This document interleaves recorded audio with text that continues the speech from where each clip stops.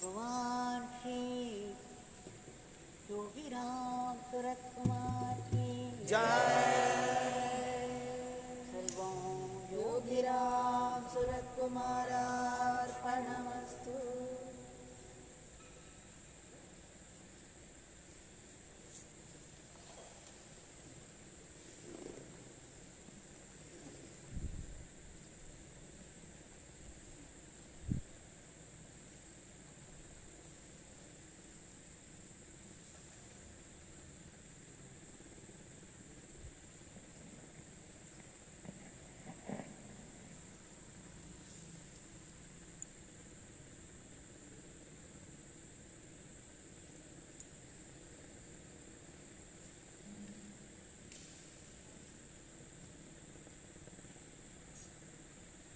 Let's offer our grateful pranams at the lotus feet of this embodiment of love, grace and power. What compassion, what grace can we even think of chanting this name, this powerful name, together for 1 hour and every day and day after day after day for several months? Is it small grace? Despite all the obstacles, He has permitted this to go on out of His compassion, boundless compassion. Now we shall see today one of the glories,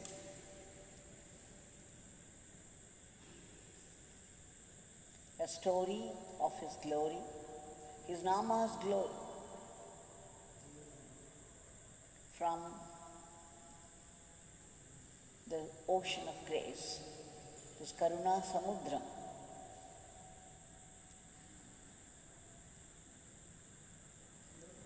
Now, there's a place called Srivilliputturu near Madurai.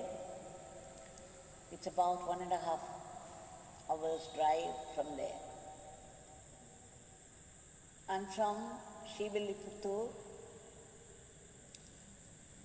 there's a place called Vattai.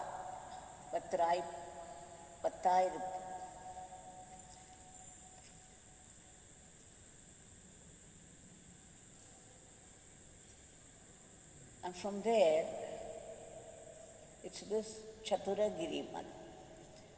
Chaturagiri, Chatur means 4, Giri means mountain. There are 4 mountains a certain distance away.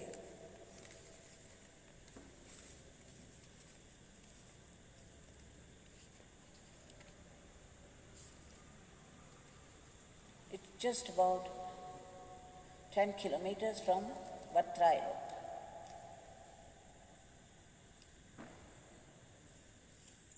There are 4 mountains. They are called Shiva mountain, the mountain of Vishnu, the mountain of Brahma, and the mountain of Siddha.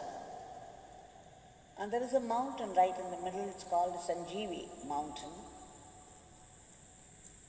And the place is full of some 60,000 acres or something. It's a vast place, full of caves, falls, herbs, endless varieties of herbs, and wild animals.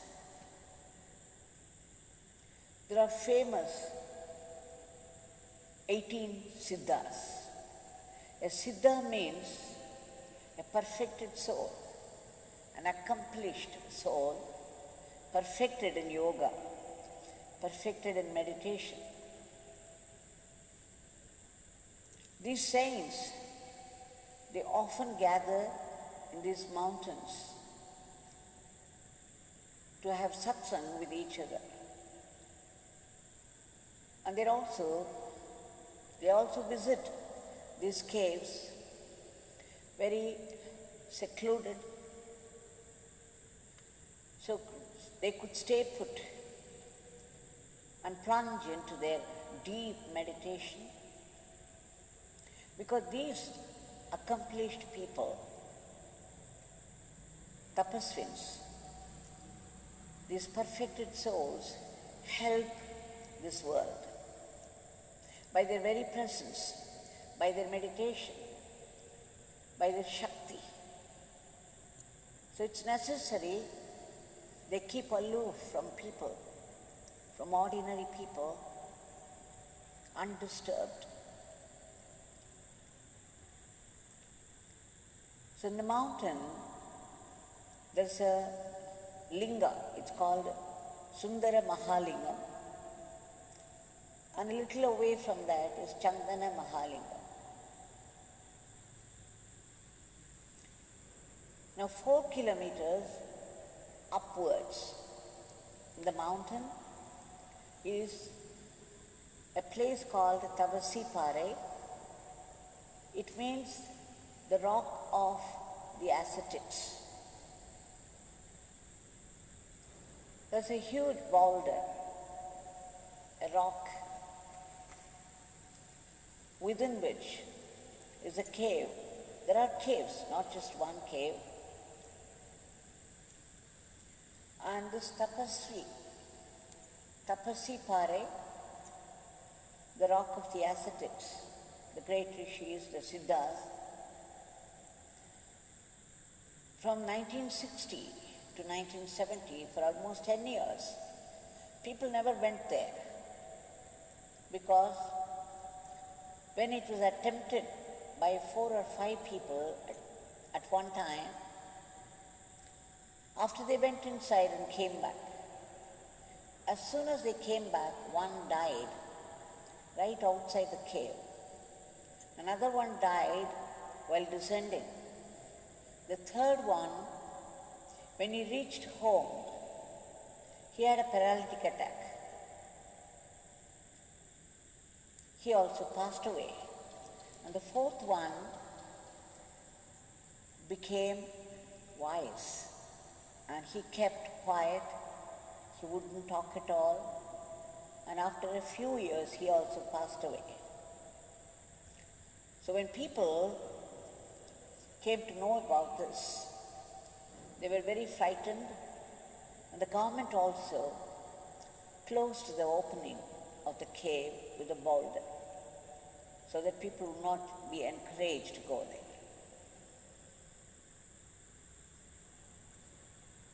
And people had attempted in the early 70s also. Now we shall come to the story of a devotee from Shivakasi by name Veluchami, who was only 24 years in 1990. He was the station master's son,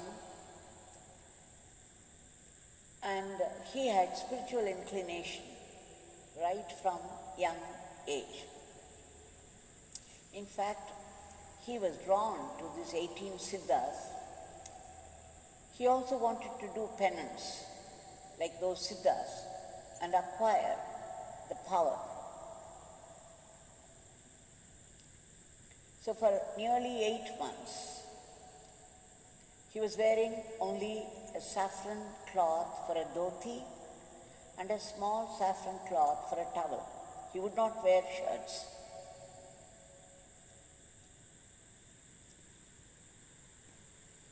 He had been wanting to go to this Tapasipare, wanted to know more about the siddhas. He wanted to explore this mountain, Chaturagiri, the 4 mountains. So once, with the 7 other sadhus, with 6 other sadhus, they made a group of 7.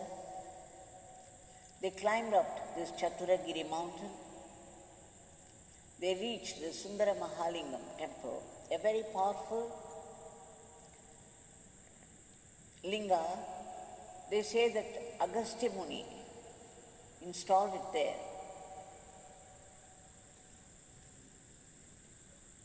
Very powerful.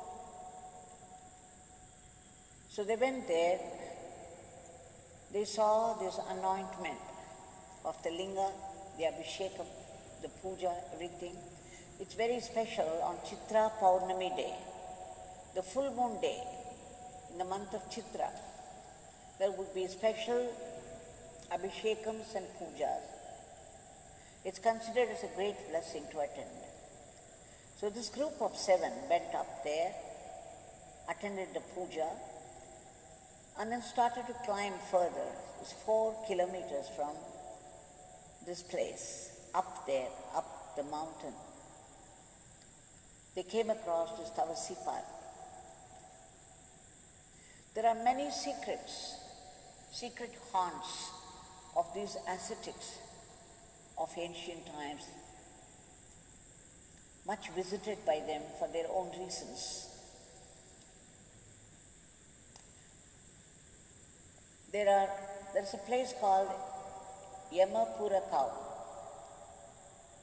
means a place of the Lord of Death. And it's surrounded by tall trees, a forest of tall trees and wild plants. The place is full of herbs, very rare varieties. We wouldn't even come to know about it except through the Siddhas. The Siddhas, they not only did meditation, they were doing several other things. One of them was exploring the herbs and creating medicines in order to help the world. So there was this forest of herbs, and I believe there's a particular herb. When you step on it, you merely step on that, then something happens. Your brain stops working. You are unable to think anything further.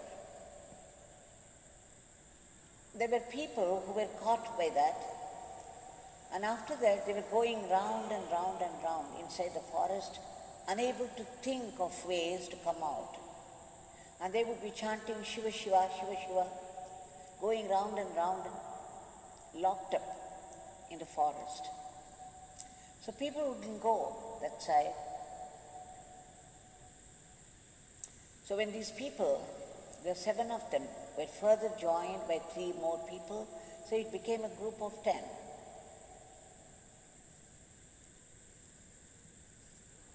When they reached this Tavasipare, that is the caves of the Siddhas, the 18 Siddhas, Veluchami wanted to go inside, explore, find out exactly what was in it. There were 2 caves. He tried to enter the first one, and there was only 2 feet, and after that he could not go inside. Immediately he came out, and then he tried the other cave. And nearly 10 feet, up to 10 feet, he had to crawl.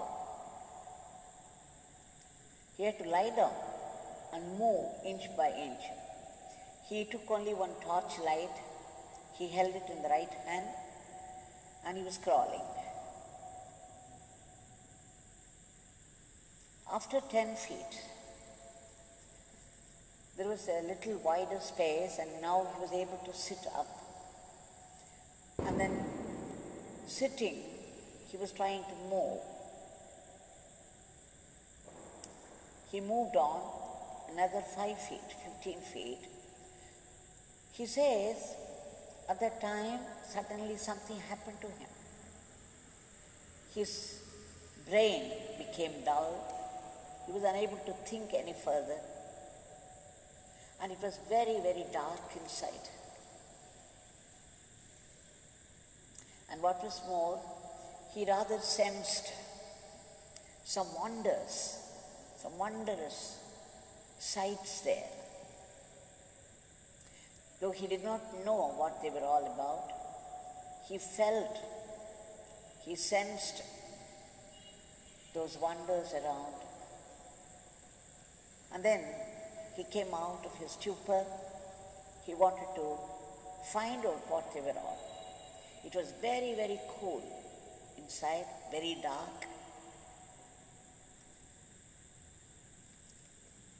And at that time, he found a little ray of light falling between two rocks inside.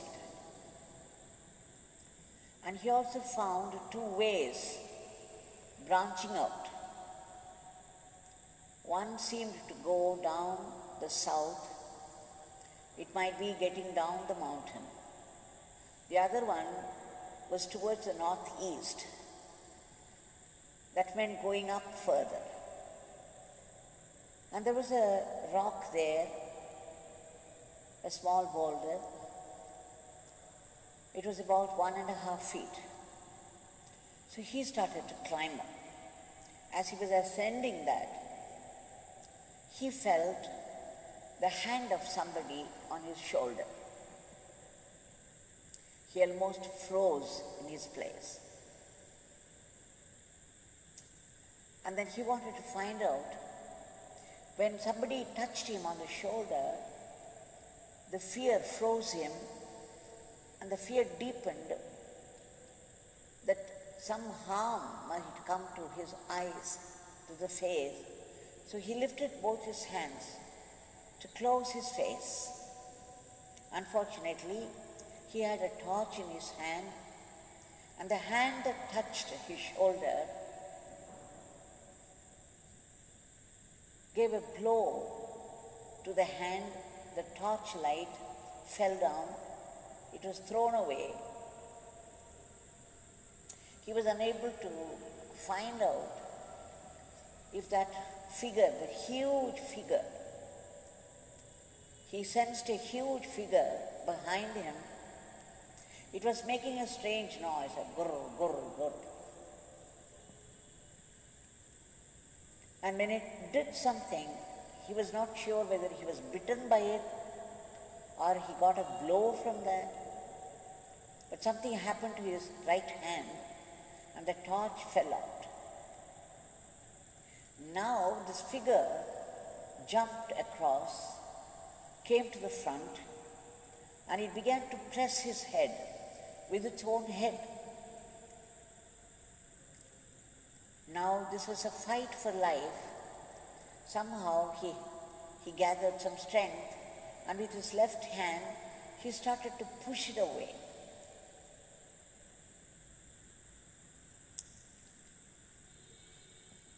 He was trying to push it away, and every time he tried that, he came across very soft, cushioning bristles. It was like a dense hair of an animal. And every time he did that, that huge figure with its strange noise, strange loud noise, was trying to press him down with its own head. And he was screaming, "Ayo, ayo, ayo." Every time, 3 times, he attempted to push it away, and the 3 times also, it began to press him down, and he was screaming some expletive, like "ayo." And the 4th time, he thought he was not going to survive anymore. He was going to be dead. And suddenly from the navel came the vibrant mantra, "Yogi Ramsuratkumar ki jai, Yogi Ramsuratkumar Maharaj ki jai." He says that he did not consciously attempt it. It seemed to come of its own accord, right from the navel. And as soon as he uttered this "Yogi Ramsuratkumar Maharaj ki jai," something happened this huge figure that was pressing him down, which was trying to kill him, suddenly screamed and moved away. Just imagine, put yourself in the dark cave, very dark, very cool, and suddenly this huge figure, unknown, very frightening, with its strange, loud noise, hitting him from behind and then pressing him down. Now every time he screamed some expletive like "Ayyo," it became more and more violent, the figure. But the minute this mantra came from the navel, from the depth of his being, Yogi Ramsuratkumar Maharaj ki jai, now this figure, this huge frightening figure, screamed and began to move away, and it went out.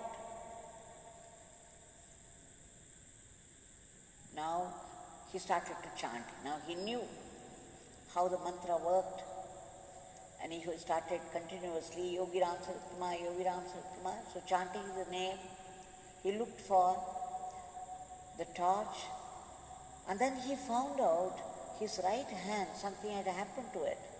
It was hanging loose. He had to pick it up with his left hand, and he found the right hand useless now, and there was blood, the smell of blood. It was all very, very dark. He could not see anything.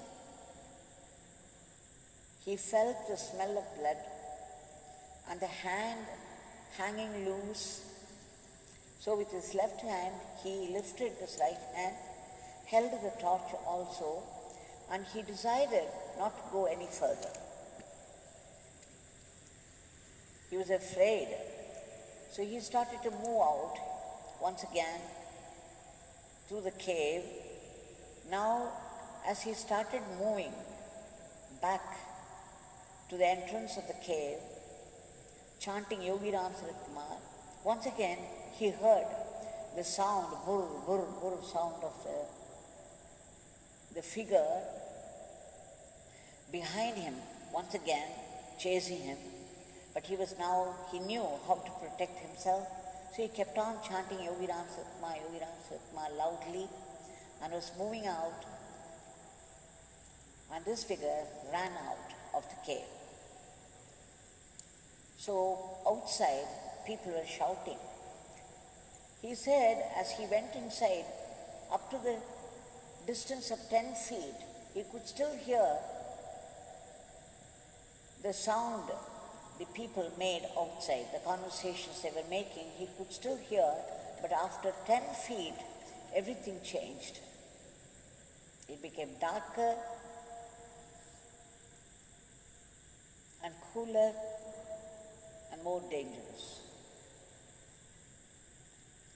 Now, when this figure came out of the cave, people were all shouting, "The bear, the bear, the bear." So it must have been a bear, the animal, because that place was also well known for wild animals. So he came out with blood, lots of blood, dripping. And then with the help of the other people, he reached down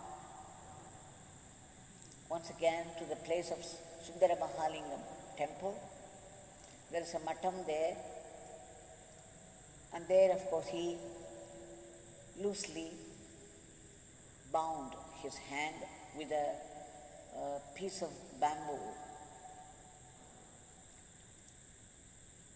and some wet cloth so that the blood would stop. He was being carried by two people.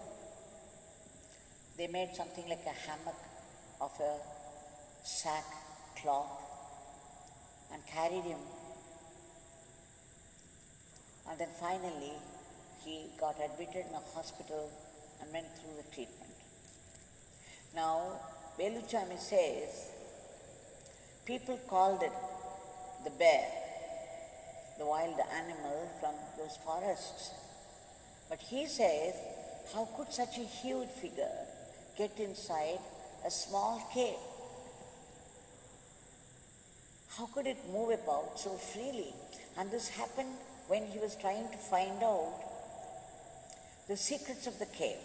He observed certain strange happenings there. He wanted to know what it was all about, and that's when he felt the touch of a wild hand. So Veluchami is very sure it was no wild animal from the forest like others thought. It was probably one of those Siddha Purushas, the 18 Siddhas, who had taken some form to frighten him away, to stop him from proceeding further.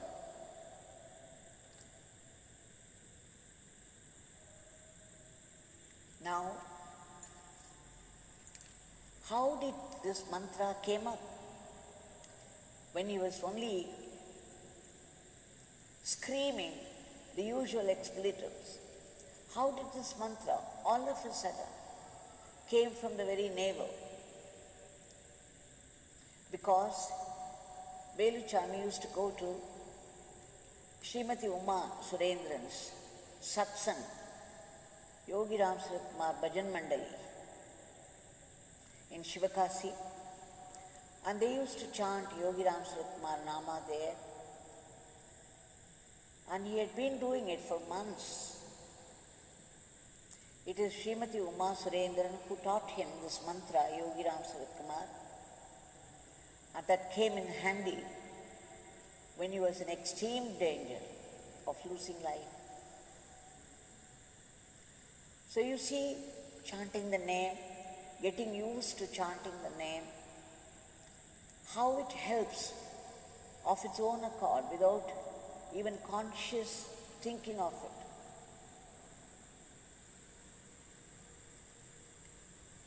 He understood the power of the name, because be it a bear from the forest or a Siddha, it worked, the mantra worked.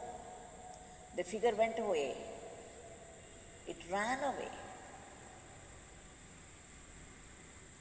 So how much power the mantra must have?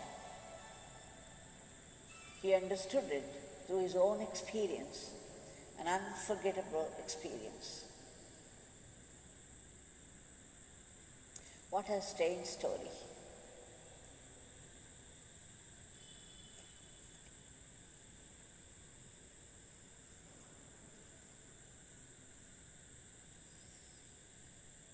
Now, we shall come to the other part. It's very good. He was very brave.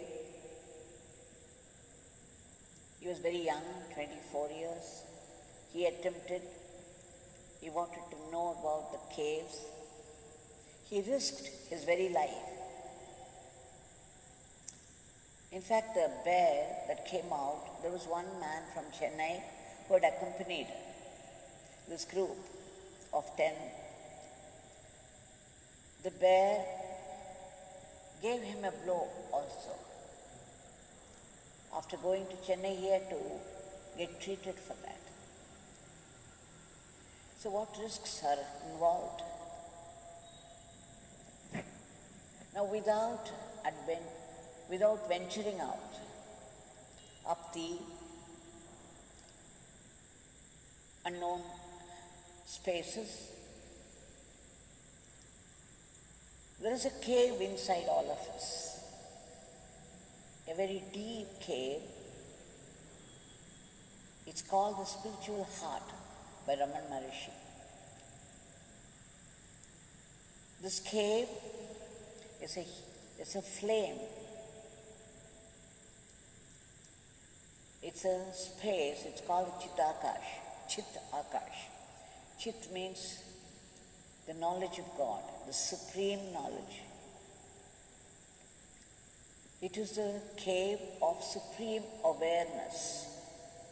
It is the cave of supreme bliss, supreme peace. supreme power, the power that creates the whole cosmos with all its galaxies and planets, the power that sustains the cosmos, the power that would withdraw it when it chooses. We call it Parabrahman. The supreme awareness, the pure awareness. And that's also called a cave of supreme awareness, a cave of a flame. It's not fire, it's a flame of light. It is the inner effulgence, the inner light of the heart center, the center of the transcendent being. Now why don't we venture out into this? Let us remember what Tulsidas said, you light the Mani Deep of Ram Nam, Nama of any God, Nama of your Gurudev. You light it, you put it on your tongue. It would brighten up the inside, which is otherwise dark. And it throws light outside as well as inside. It shows you this is the torchlight that Veluchami carried. Now this torchlight would never fail you. There, when Veluchami was crawling inside the cave like a snake, there was just enough space for somebody to lie down and move on. And he says in one place, the torchlight would not go in. It could not penetrate the darkness. Here, this torchlight, this deepam, this lamp of Nama that you light and keep on your tongue, would throw light unfailingly, an unfailing effulgence, unfailing brightness. So that would show you the inner path, and you can venture further into the heart cave, where the ultimate God, the God of pure awareness, the supreme being out of which the world has come, that which is sustaining this world. It took a form called Brahma and created this world. It took the form of Mahavishnu and is sustaining the world, the cosmos. And it would take the form of Shiva to destroy all that it created. Now the Supreme Being is right inside this cave, a huge column of effulgence.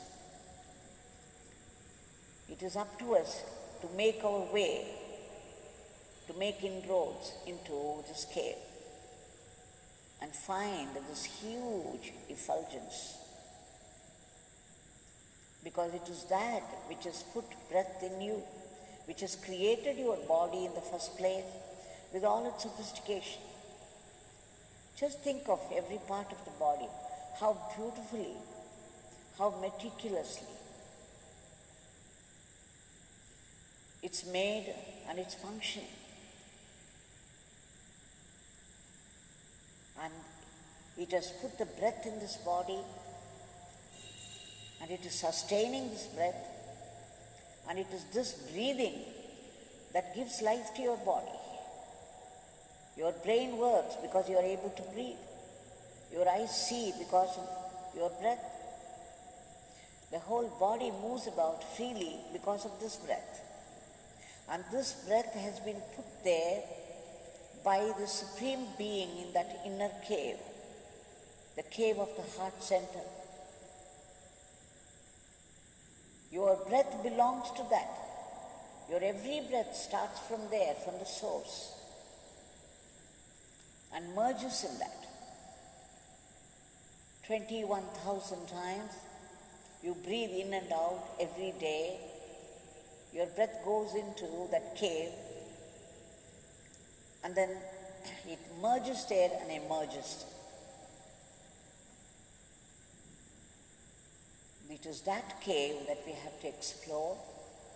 You don't have to walk miles, climb miles. You don't have to do such hard work. You just have to sit in a quiet place, preferably a place of solitude, and chant this mantra. Chant the name of any God with concentration, with love, with determination, and light the pathway inside. And you would see how your very soul crosses the pathway into the cave and merges there, merges with the source. This is the adventure that all of us have to take. And it's being done under the watchful eye of our Gurudev, Yogi Ramsuratkumar. The mantra there helped Veluchami to survive the danger and come out. Now this mantra, this unfailing mantra, unfailing grace of the mantra would help us go in the inward journey and reach the source there, the cave of the heart. This is the purpose of life. Those siddhas, 18 siddhas, they have perfected themselves in this. And this is what we have to do also. Now this Bhagwan, whose mantra can light up the whole way into the inner cave of the Supreme Being, is right here. He is none other than the Supreme Being. It is that Supreme Being inside, which is blissful, ever peaceful, has come out in this form of Yogi Ramsuratkumar. Let us submit our prayers of today at his feet. Bhagwan, there is nothing that you do not know, there is nothing that you cannot do. We beg you again and again for your immediate divine intervention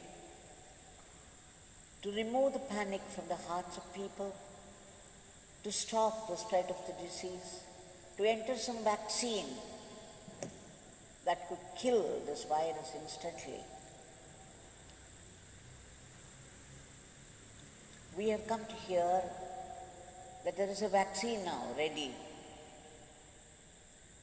We have heard Modi ji say that. I saw it somewhere in the paper. So the vaccine is ready.